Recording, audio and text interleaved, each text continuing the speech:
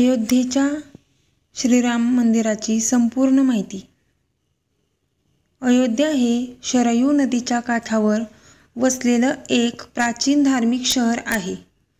रामलल्लाच्या मूर्तीची कित्येक वर्षाच्या प्रतीक्षेनंतर 22 जानेवारी 2024 रोजी अयोध्या येथे मंदिरात प्राणप्रतिष्ठा झाली. देशातीलच नव्हे तर जगभरातील प्रभू श्रीरामाच्या भक्तांना या मंदिराबाबत उत्सुकता आहे. हे अयोध्येतील मंदिर उभारलं आहे सोमपुरा या स्थापतीने.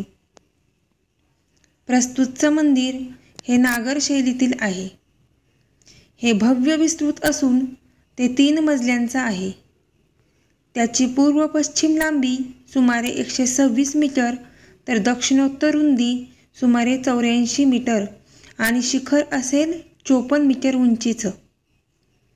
मंदिराच्या प्रत्येक मजल्याची उंची अंदाजे 7 मीटर असून ते 350 पेक्षा अधिक रेखीव व कलाकुसरयुक्त स्तंभावर उभारलेलं आहे.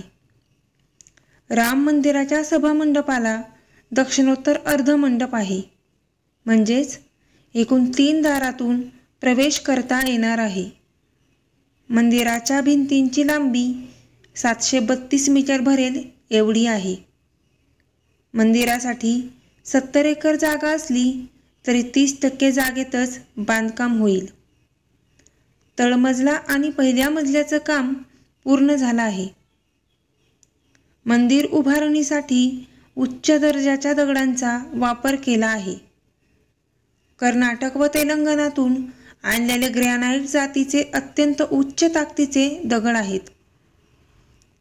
गृहमंडपाच्या 4ही दिशांना प्रत्येकी 3 दरवाजे आहेत. त्यावर सुंदर नक्षीकाम असून सागवानी लाकडावर सोने जडविले आहे. चंद्रपूरच्या आलापल्ली बल्लारशाहचे हे लाकूड सर्वोत्तम शैलीचे असून कीडरोधक असल्याने हे सुंदर दरवाजे शतकानुशतके टिकतील. बांधकामात कुठेही लोखंडाचा वापर केला नाही. जमिनीतील ओलाव्यापासून संरक्षणासाठी ग्रॅनाइटचा वापर करून 21 फूट उंचीची प्लिंथ बांधण्यात आली. प्रभू रामाच्या मूर्तीसाठी वापरण्यात आलेला काळा दगड कर्नाटकातील आहे.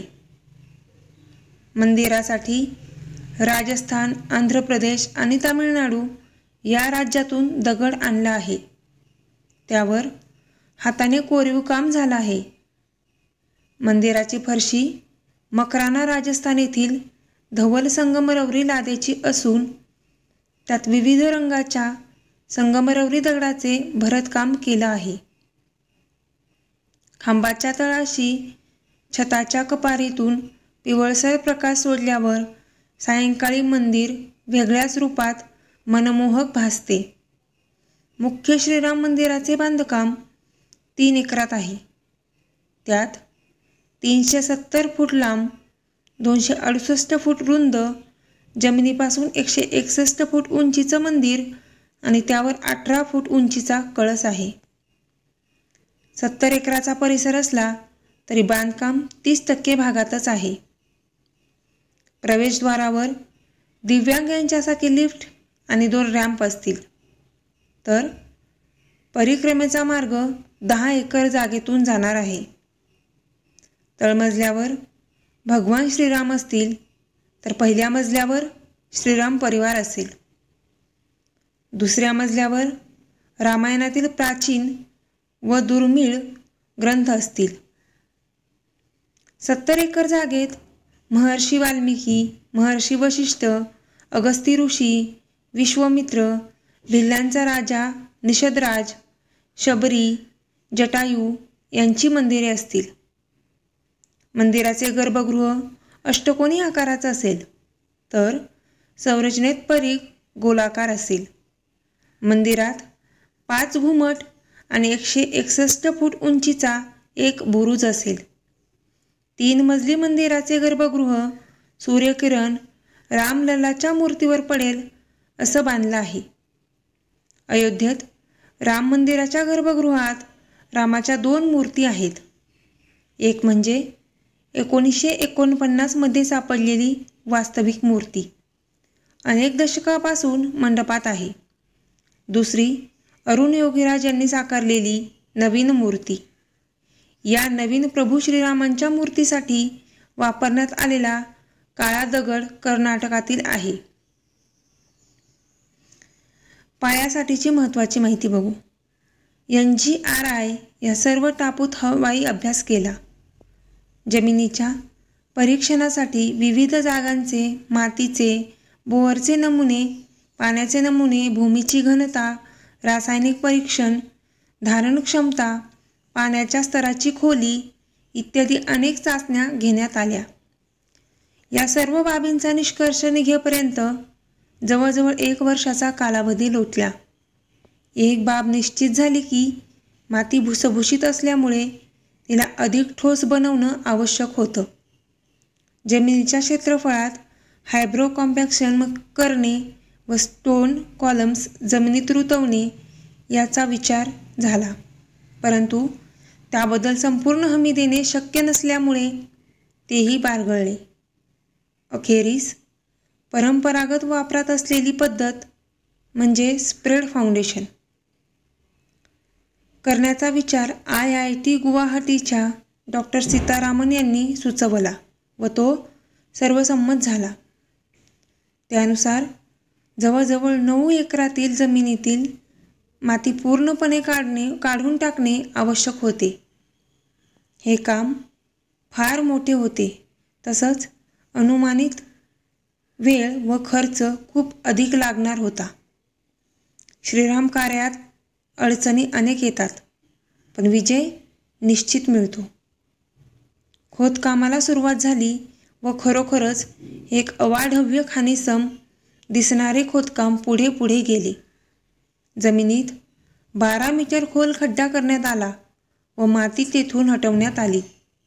किमान 4 ऐतिहासिक मंदिरे भग्नावशेष रूपात एकाखाली एक अशी विखुरलेली या खोदकामात मिळाली.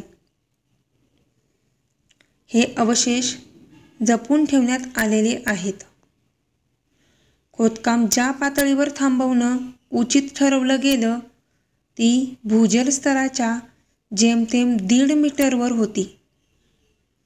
हा प्रचंड मोठा खड्डा बांधकामासाठी स्वीकार्य अशा बाहेरील वाळू, खडी, किंचित सिमेंट व फ्लाय ॲशच्या मिश्रणाने बनवलेल्या कमी ताकदीच्या कॉन्क्रीटने भरून काढण्यात आला.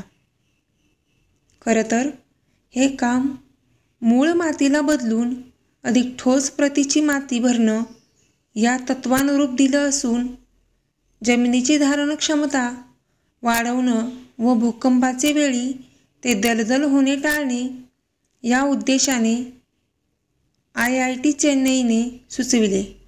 अत्यंत सीमित पाणी वापरून बनवलेले हे कॉन्क्रीट 10 टन रोलरने ठोस बनविले असून पाव मीटर जाडीच्या 48 थरांनी युक्त असे 12 मीटर जाड आहे. गर्भगृहाच्या भागात खोदकामात अधिक 2 मीटर खोल नेऊन पंपाद्वारे भूजल काढून विशेष कॉन्क्रीटने भरले. त्या स्थानी तळाला वास्तुपुरुष स्थापित करून पूजन तसेच देवस्थानाची ब्रह्मनाभ असलेला तांब्याचा पाईप बसवण्यात आला. ब्रह्मनाभ असलेला हा पाईप भूजल स्तरापासून अखंड वर येत रामलल्ला यांच्या आसनापर्यंत वर आणलेला आहे. वास्तुशास्त्रानुसार टाकलेली ब्रह्मनाभ कळसापासून जोडल्यास उत्कृष्ट विद्युत वाहक बनू शकेल, परंतु या मंदिरात 200 मेगाएम्पियर विद्युत पंपातला यशस्वीपणे भूमीत पोहोचवण्याची योजना वेगळीच बनवली आहे, जी भारतात अन्यत्र नाही. मंदिरात 32 पायऱ्या चढून पूर्व दिशेच्या सिंहद्वारातून प्रवेश करता येतो. धन्यवाद. व्हिडिओ आवडले असल्यास सबस्क्राईब करा.